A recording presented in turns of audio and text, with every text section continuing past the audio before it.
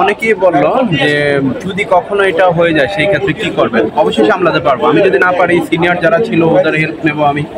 যদি হয়ে যায় তখন তো মিরাক্কেল বলতে পৃথিবীতে যে একটা শব্দ ছিল এটা নতুন করে আবার আরো একটা জ্বলন্ত ধরে গেলে কিন্তু গরু কেটে সবাইকে খাওয়া দাওয়া। শুধু গরু নয়, আমি মোটামুটি একটা নয় একাধিক ট্রাই করবো। বেসিক্যালি নর্মালি বললাম যে আপনি কেমন চলছে না, ওইখানে এমনিতে বললাম যে আপনি কি বাড়ি যাওয়া হয় নাকি, এটাই।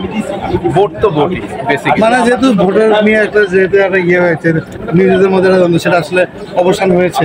হ্যাঁ এটা অলরেডি ক্লিয়ার। আপুকে আমি বললাম যেহেতু ভোট, এখানে তো আসলে কারো প্রতি আক্রোশ, কারো প্রতি কোনো ধরনের ঘৃণা, ক্ষোভ এগুলো এখন আর রাখার প্রয়োজন নেই। যেটা হয়ে গেছে হয়ে গেছে।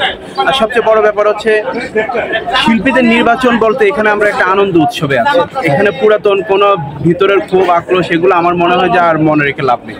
যা হওয়ার তো হয়ে গেছে, আজকের পর থেকে আমরা সবাই এক।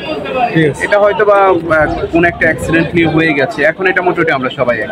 আমার কাছে শ্রদ্ধেয় ডিপজল ভাই